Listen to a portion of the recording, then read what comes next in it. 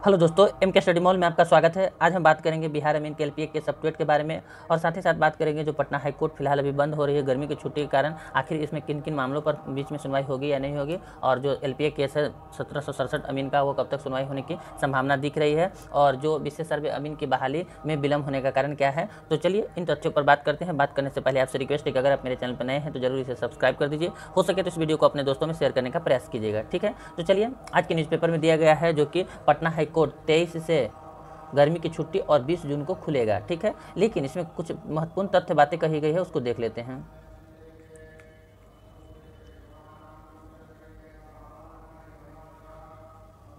चलिए देखते हैं।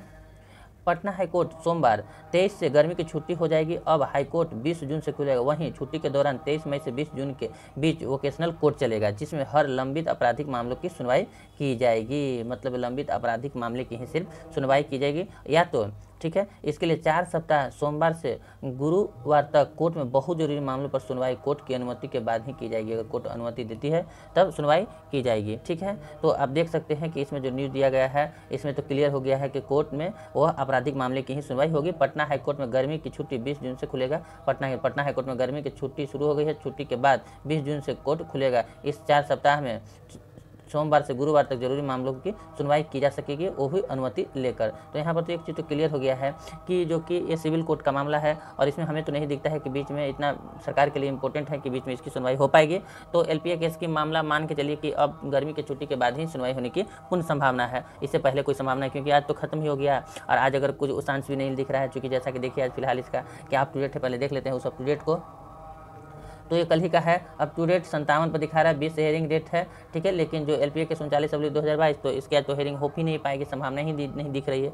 जैसा जो होगा अप टू डेट हम आप लोग को बताएंगे, लेकिन अब गर्मी की छुट्टी के बाद ही इसकी संभावना है कि अब यह हो पाएगी। तो इससे पहले तो कोई संभावना अब दिख नहीं रही है, ठीक है। क्योंकि आप लोग को भी पता होगा कि कोर्ट जो कि बीच में अगर सुनवाई होती कब, जब आपराधिक मामले वो लंबित इंपॉर्टेंट मामला होता सरकार की नज़र में तब। लेकिन ऐसा तो दिख नहीं रहा है कि कोर्ट के मामले में इसको अगर इंपॉर्टेंट होता, जब कोर्ट चालू था उस समय तो इसका सुनवाई पर डेट मिलते गए। आज जब कोर्ट बंद है तो उसमें तो कम सम दिख ही नहीं रहा है कि इस पर कुछ विचार भी किया जाएगा। इतना इंपॉर्टेंट मामला सरकार की नज़र चाहे कोर्ट के मामले में है। तो चलिए जो होगा फिलहाल इसका जैसा जो अपडेट आएगा, बस धैर्य रखने की जरूरत है। देखिए सबसे बड़ी बात, विपक्ष वाले बहुत से विभिन्न प्रकार के कमेंट कर रहे थे। देखिए विपक्ष वाले के अमानत डिग्री से किसी को कोई लड़ाई तो है नहीं, फालतू में आप लोग कमेंट करते हैं। देखिए आपकी अगर अमानत डिग्री सरकार अगर वैध मानती है तो हमें इससे क्या समस्या है, चाहे 1767 को इससे क्या समस्या है, कोई समस्या नहीं है। समस्या तो यहाँ पर है कि आप ही लोग उसी में से कोई फॉल्स डिग्री डाल रहे हैं, और आप लोग के पार्टी ही आपको बर्बाद किए हैं, ऐसा नियम सरकार को बनाने पर मजबूर किए हैं।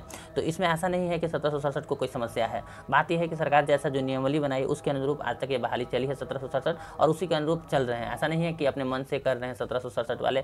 तो सरकार जो बनाई है, अब आपकी लड़ाई सरकार से, आप सरकार से समझिए अलग बात है, बट आप देखिए सरकार आपके पक्ष में है नहीं। आपको भी पता होगा, भले आप अंदर के मन से कोई भी कुछ जो बोलना है ऊपर के मन से बोल दीजिए, लेकिन आपको अंदरूनी मन से तो पता होगा कि सरकार क्या नियमावली बनाई है या नहीं बनाई है, क्या सच्चाई है। वो तो आपके पास तथ्य है, तथ्य को निकाल के देख लीजिए कि क्या सच्चाई है। तो ऐसा कोई संभावना तो दिख नहीं रहा है, ठीक है। तो आप तो कंफर्म हो गए होंगे। हाँ, परेशान करना है अलग बात है, परेशान करते, लेकिन आपको परेशान करने सब कुछ मिलेगा नहीं। 1767 को परेशान करना बंद कर दीजिए, और आपसे यही रिक्वेस्ट है कि इनकी ज्वाइनिंग होने दीजिए। तो हो सकता है शायद आप लोग की बहाली आए जो कि विशेष सर्वे में, तो उसमें तो अमानत डिग्री वैध है, वहाँ पर आपका अमानत डिग्री काम करेगा। जिनके पास भी अमानत डिग्री है तो ऐसा नहीं है कि उनका बर्बाद चला जाएगा, कहीं ना कहीं जरूर काम आएगा, ठीक है। तो आपका विशेष सर्वे जो कॉन्ट्रैक्ट बेसिस बहाली आती है उसमें आपको वैध करा दिया जाएगा, और नंबर बेसिस जॉब है उसमें आसानी से हो जाएगा। जिनका अच्छा मार्क्स है अमानत में या IITI सर्वेयर में, उनके लिए बहुत फायदेमंद की बात है। तो उसके बारे में बात कर लेते हैं जो बहाली, तो जो कि हम आपको पहले बताएं कि बहाली प्रक्रिया किस लिए विलंब चल रही है। यही कारण जो कि फर्जी डिग्री वाले जो पकड़े जा रहे हैं, तो सरकार चाह रही है कि एक के बार पूरा बहाली को लाएं हैं, जिसमें कि फिर कुछ दिनों के बाद अगर फर्जी डिग्री वाले पकड़े जाएंगे तो यही प्रक्रिया चलते रहेगी, तो फिर हम हर टाइम बहाली ही निकालते रहेंगे।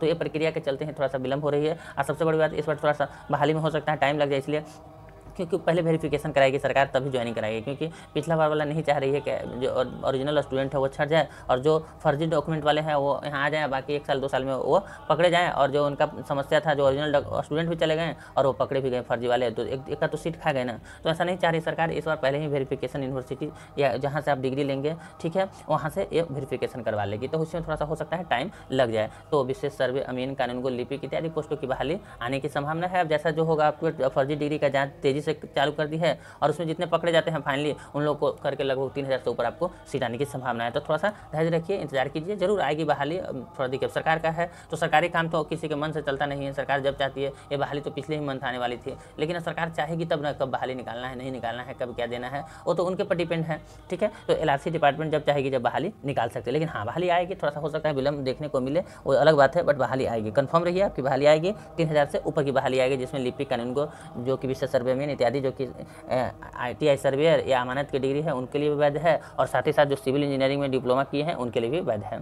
तो चलिए फिलहाल आज का यही अपडेट था। बात कर लेते हैं 1767 वाले के लिए। तो थोड़ा सा अब जो इंतजार है वो थोड़ा लंबा हो गया है, तो क्या कीजिएगा, थोड़ा सा वेट कीजिए, जो होगा अच्छा होगा। बस ऑल इज वेल, अपना तैयारी करते रहिए, जो जिनका भी तैयारी एग्जाम का है उसमें लगे रहिए, बस होगी ज्वाइनिंग, थोड़ा सा विलम्ब है, कोई समस्या नहीं है। चलिए मिलते हैं अगले वीडियो में। मेरे वीडियो देखने के लिए आपको बहुत बहुत धन्यवाद। आज का जो अपडेट था हम बता दिए, कोर्ट तो अब 20 जून को ही खुलेगा, तो उसके बाद ही संभावना मान के चलिए कि आपकी सुनवाई होगा पाएगी और अच्छा कोई अपडेट सुनने को मिल सकता है।